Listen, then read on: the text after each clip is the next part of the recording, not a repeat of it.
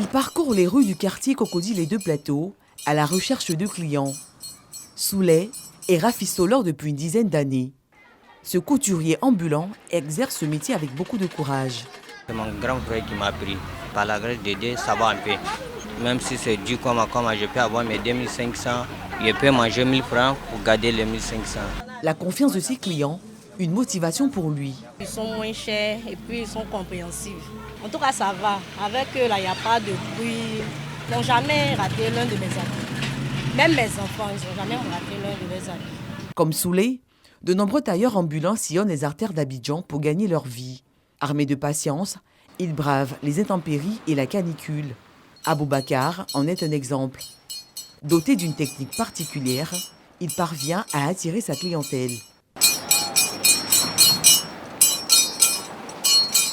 Après de nombreux kilomètres, un coup de fil lui met du baume au cœur. Allô? Oui. Abou, ça va? Oui, ça va très bien. Bonjour. Ah d'accord. Pardon, il y a les amis des enfants là. Vous venir aux Deux Plateaux ici, ça va venir arranger pour moi. Pardon. D'accord, il n'y a pas de problème. Une de ses fidèles clientes du quartier voisin lui fait appel. Il décide de s'y rendre, toujours à pied.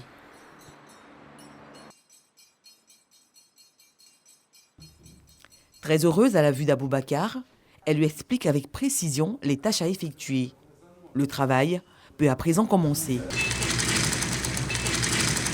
Il arrive, en plus du rafistolage, à confectionner des tenues pour ses clients. Un jour, il y avait un mariage, je cherchais quelqu'un pour faire un boubou rapidement pour moi. Là. Vraiment, il lui a donné, il a fait. Depuis ce jour-là, j'ai aimé. Les rafistoleurs, aussi appelés toklo-toklo dans le jargon ivoirien, aident à la retouche. Si Souley et Aboubacar rallient plusieurs secteurs à pied, Brico, alias Ciseaux d'Or, lui, semble avoir trouvé une idée beaucoup plus ingénieuse. S'installer dans les marchés de friperie. On le retrouve ce jour au marché de Belleville à Trècheville. Je viens ici que les mercredis parce que j'ai la clientèle ici. C'est le jour de marché qu'on arrive souvent à s'en sortir. Si le marché donne, je peux avoir 15 000, bon, parfois 10 000. Parce que c'est des trucs que je ne fais pas assez cher au fait. 100 francs, 200. Ces services sont d'une utilité majeure. Comme il est à côté, il fait toro là. Voilà, donc avec ça, il essaie de nous arranger, voilà, pour essayer au moins de faire pour que le client puisse prendre.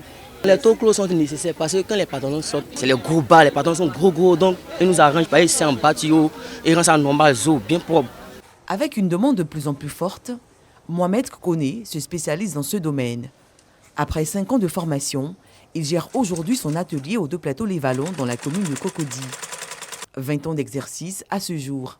La couture et puis la retouche, il y a une très grande différence. La retouche, c'est une autre formation. On dépose les habits, automatiquement, on ne va pas sur la machine directement. On apprend à tracer sur la cliente d'abord, et puis ensuite on va sur la table, on trace avec les craies d'abord, puis on défait. Donc de la manière que tu défais, c'est la même manière que tu vas monter. Donc dès que tu te trompes, tu as arrêté la vie.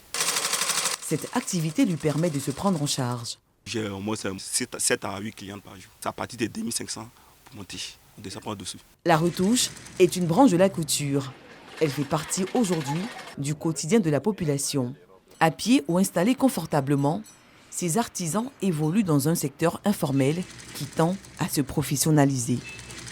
1960 et 70 pour venir sur le terrain de la gestion de la chose publique. Leadership des jeunes pour la bonne gouvernance. C'est le thème de l'atelier initié par la Fondation Friedrich Naumann pour la liberté. Il marque la dernière journée de formation du programme Politique Lab. Un programme qui vise à former 30 jeunes au leadership et à la connaissance de base des notions politiques. C'est pour nous une opportunité à ne pas rater parce qu'il y a déjà, nous bénéficions des formations sur le leadership politique, également sur la bonne gouvernance. On ne veut plus être des ramasseurs de chaises, on ne veut plus être des poseurs de bâches, mais on veut aussi avoir des postes de responsabilité. Et c'est pour cela qu'il est important de venir faire des formations. Durant 2 ans, ces 30 jeunes issus de diverses partis politiques et organisations de la société civile ont bénéficié de formations gratuites. La Fondation Friedrich Naumann pour la liberté veut à travers ce programme responsabiliser la jeunesse ivoirienne. La Côte d'Ivoire a connu beaucoup de crises ces dernières années.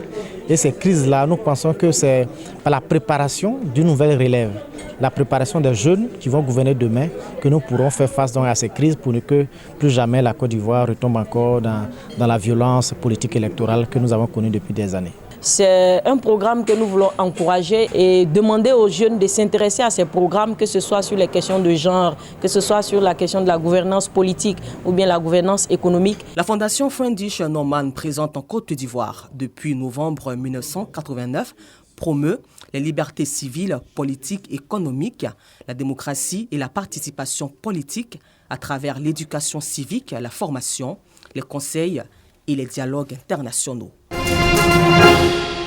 Rapprocher le public ivoirien de ses artistes danseurs et l'ouvrir aux multiples facettes de l'art de la danse.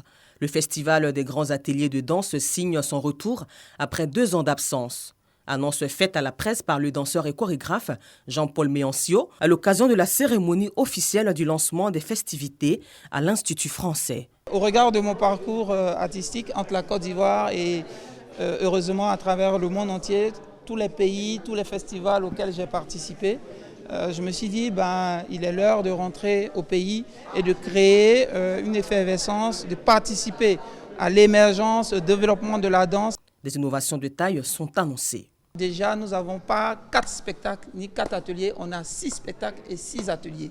Et ça va monter en puissance comme ça chaque année. Au moment de ces ateliers, ils vont apprendre d'autres techniques. Présents pour assister à la cérémonie, les invités se disent honorés d'être associés à ce festival de danse. C'est plutôt un enrichissement pour moi. J'apporte peut-être un autre regard. Il n'y a pas que la danse sur le corps. Moi, je travaille par exemple sur une série de portraits, sur l'identité. C'est aussi comment on s'approprie l'espace et comment on s'exprime, que ce soit par la danse ou la peinture ou l'écriture. Je pense que tous les médias peuvent se rencontrer. C'est nécessaire pour la promotion de nos danses ici en Côte d'Ivoire, qui ne sont pas assez valorisées et connues. J'ai créé la Case des Arts, qui était un espace de valorisation de la danse ivoirienne et africaine. Donc c'est cette petite expérience-là que j'essaye de mettre à leur disposition. Du 25 au 27 février 2022, la célébration de la 2e édition des GADA, grand atelier de danse, aura lieu à la Cocoterie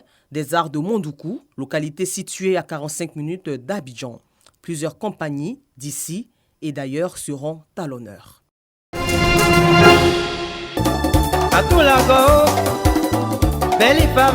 Il ne pourra plus faire danser son public comme il savait si bien le faire. Germain Kuiper a perdu la vie dans un accident de la circulation ce vendredi 11 février 2022 sur la route d'Azopé au sud du pays.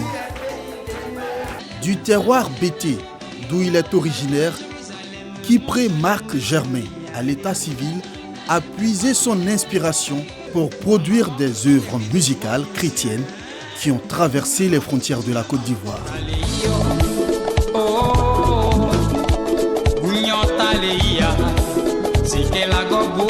Le chantre s'est distingué par son élégance lors de ses prestations scéniques, ce qui lui a valu le sobriquet de mannequin de l'Éternel. Taléi, la nouvelle Jérusalem, mon nom est écrit là-haut, là-bas, son amour a débordé, moi j'ai trouvé Jésus-Christ dans ma vie, pour ne citer que ses titres. Autant d'opus que l'artiste laisse pour la postérité à travers ses 7 albums.